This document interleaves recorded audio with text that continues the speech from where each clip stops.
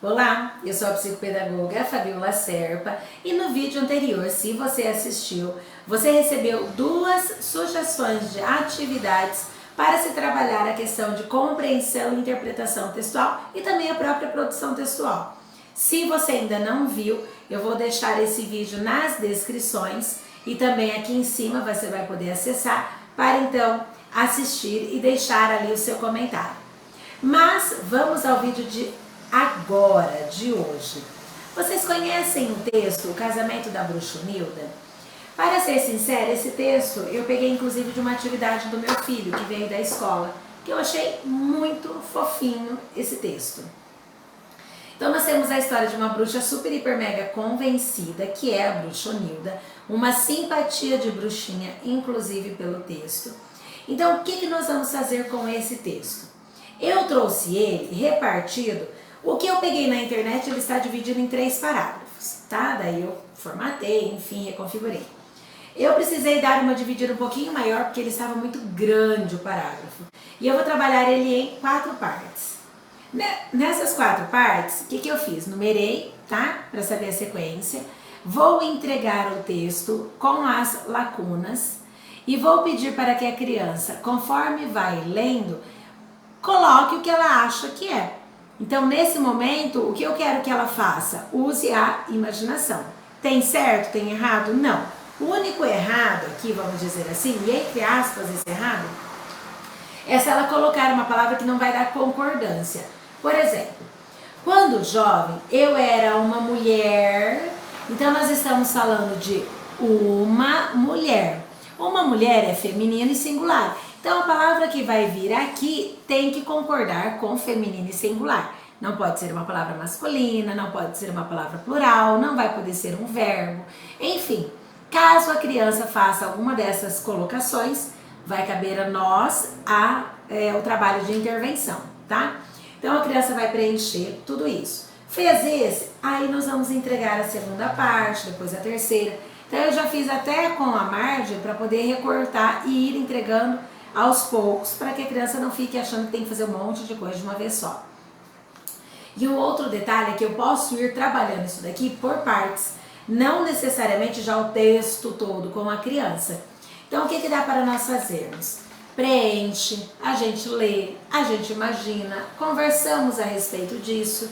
E se eu quiser, já nesta sequência, eu trouxe as palavras originais que estão faltando no texto, tá? As palavras originais, elas estão aqui. Quando eu falo palavras originais, foram as palavras exatamente que eu retirei do texto. Então daí eu dou só esse pedaço, elas estão em ordem. Nós vamos recortar e daí nós vamos procurar se colocamos... Por que tem que recortar? Porque tá na ordem, tá, gente? Então recorta, dá uma embaralhadinha, põe dentro de um saquinho, uma caixinha, o que quer que seja. E conforme você vai tirando a palavrinha, ou você vai catando ela da mesa mesmo, aí você vai vendo. Quando eu era uma mulher jovem, quando eu era uma mulher elegante, cabe. Lindíssima, cabe. Pretendentes, não cabe. Então daí nós vamos pedir para a criança só posicionando o papelzinho em cima, tá? Então aí a gente vai vendo o que a gente colocou de igual, o que colocou de parecido. Caberia essa? Não caberia essa? Então é uma coisa, um tipo de atividade bem interessante de ser feito, tá? O que mais? Pode ver que eu coloquei as 4 colunas coloridas, então a gente vai recortar depois. Se você não quiser trabalhar, por exemplo, com a criança supondo o que entra em cada um desses espaços, porque é o momento que você vai estar trabalhando, fazendo um processo de intervenção, você pode já ir direto com as palavrinhas, mas daí tem que ser por coluna, senão fica muito buraco, muita lacuna, tá? Então no primeiro parágrafo, vamos dizer assim, que eu reparti em 2. Recorta essas palavrinhas, coloca sobre a mesa, ou então leia o texto com as lacunas, conforme vai sorteando, abre o papelzinho, vê onde fica melhor. Então existem N maneiras de trabalharmos esse texto, inclusive bem legal cada uma delas. Trouxe também o texto, como eu mostrei para vocês, caso seja necessário, o caso queira ler, eu sempre trago, quando eu recorto, faço lacunas, eu sempre trago um texto original, eu acho interessante. Peguei também 3 desenhos, deixa eu ver se foram 4 desenhos, porque criança gosta de desenhar, gosta de pintar. Então eu trouxe essa Bruxonilda, eu trouxe essa bruxonilda sendo visitada por um fantasma, que também aparece como um dos pretendentes da bruxonilda. Trouxe essa bruxonilda e trouxe essa bruxonilda. Qual é a minha intenção? Colocar sobre a mesa e perguntar para a criança, de acordo com a história, qual ela acha que representa mais a bruxonilda. A 1, a 2, a 3? E daí temos a visita também de um dos pretendentes.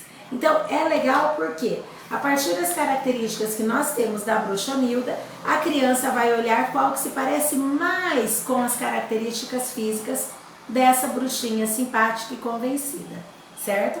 Aí a gente pode pedir para a criança pintar, que nós vamos trabalhar a questão de coordenação motora, a questão do espaço, até onde vai o desenho, a cor. Podemos brincar também com essa criança na pintura do desafio das 4 cores, uma cor não pode bater na outra. Então, existem várias questões que podem ser trabalhadas dentro de uma atividade como essa.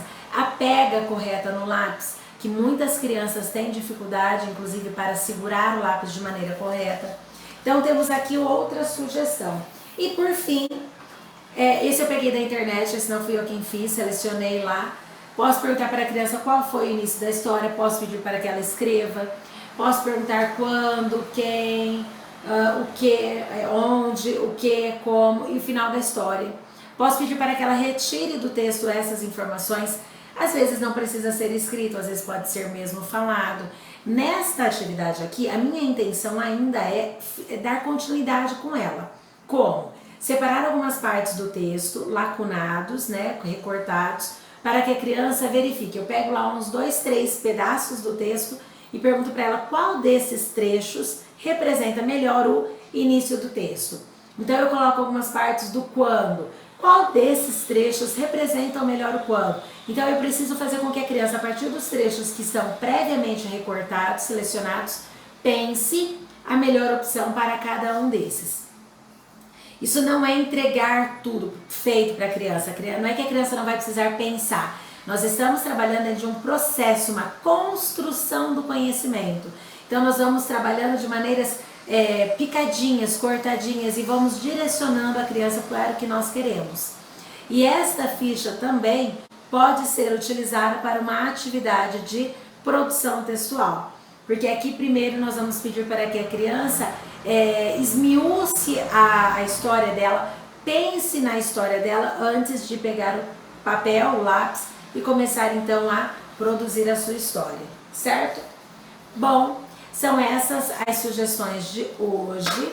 Então, se você não assistiu aí no primeiro vídeo, com 2 sugestões de atividades bem legais para trabalhar interpretação e compreensão, assiste, tá? A descrição vai estar no início do vídeo, qualquer coisa eu coloco aqui no final também, e embaixo nos comentários, vou deixar a informação para que vocês possam verificar. E não se esqueçam de se inscrever no canal, porque logo vem mais sugestões de atividades, porque aqui a gente está sempre pensando uma coisinha ou outra, certo?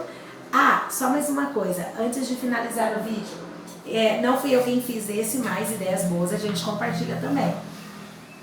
Eu peguei esses dados, ó, para montar história, tá? Então eu vou estruturar esses dados ainda e depois eu gravo mais um vídeo mostrando qual a minha sugestão de atividade com os dados de histórias, certo? Então é isso, pessoal, espero que vocês tenham gostado de todas as sugestões. Não deixe de se inscrever no meu canal, ativar o sininho para receber as notificações, certo? Então é isso, pessoal, um abraço, até mais!